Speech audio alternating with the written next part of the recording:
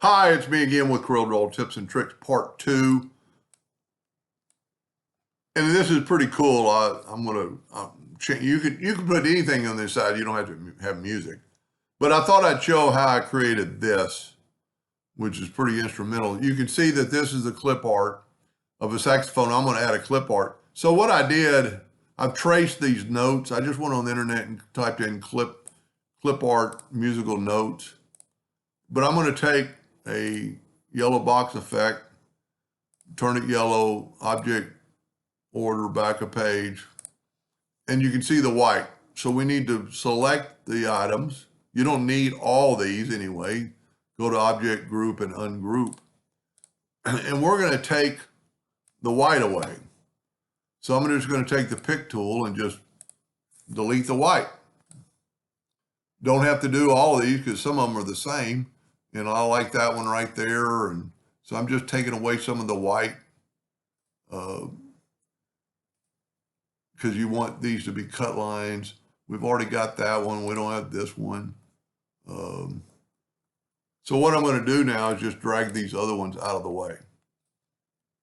And they're pretty clean clip art, but I'm glad I decided to put the saxophone so you can kind of see what this looks like.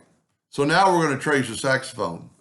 And you can see it's a clip art because the bounding box. And it's quite small, but we're going to make it smaller and help Corel trace it quicker and better, I think. Outline trace clip art. So I went to trace bitmap, outline trace clip art. Should do this real fast, and it did. There is your saxophone. Now I'm still going to put a yellow box around it to make sure there's no white, which can't imagine there is. And there is. But see the white on the bounding box of the clip art? So now what I can do is delete that. And I am going to take all these and I am going to left click, right click. So I've got an outline. Now all I did was make straight lines. They have curved lines and that could be done. But we're just going to take lines. And we want it about the size of our word. So now I'm going to change that to, that's too thick. And remember, if you watch the first video, you could put in 14. Now, but I'm going to go to object and convert the outline to an object. And then I can left click, right click. That's a pretty important step right there. So now what I'm going to do, and these are it's a little bit thick. Now, instead of going backwards, I can take and just squish this down a little bit. Now I'm going to Control D on the computer, and I'm going to move this down. And then I'm going to Control D. This way you kind of got the idea that it's going to be big enough for your letters, and it's really a little bit too much. So we'll take that one away. Now I'm going to get my wordage out of the way. Well, that didn't work. I'm going to grab all this. See, it didn't grab the inside part. Now I can bring in my letters and my saxophone, and I could have some big saxophones. I can have little saxophones. And what you could also do is, because these notes are like this, you could go right here and just hit the plus key on your keyboard and move it over. Of course, that's repetitive and it looks funny, but you could mirror it the other way. And then you could move things around, and so it doesn't look like it's just hanging out there. Now we need a couple of notes around our saxophone. And this is where your artistic ability would come into. I'm going to hit the plus key on the keyboard. I'm going to make this one smaller.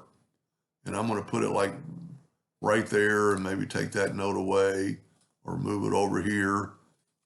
Put another saxophone, and you can flip it because and really now that I'm doing this, I wish I would have made it in curved letter. We need another saxophone maybe down in here.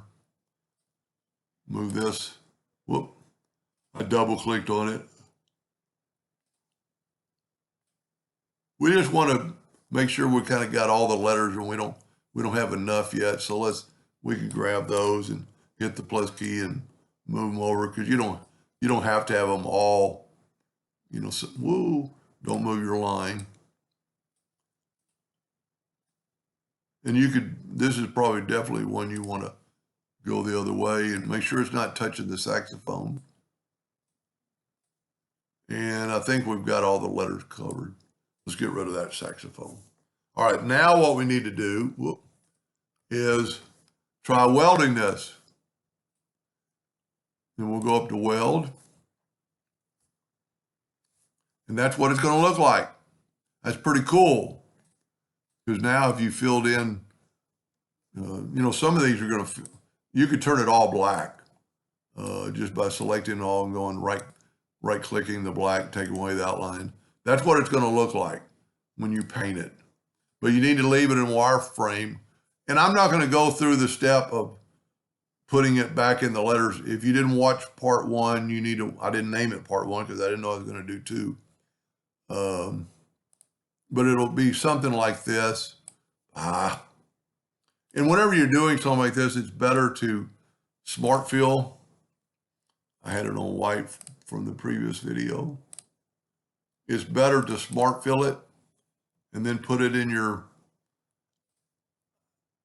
one. You can kind of see it better. But now we're going to hope this works. I didn't plan on doing this.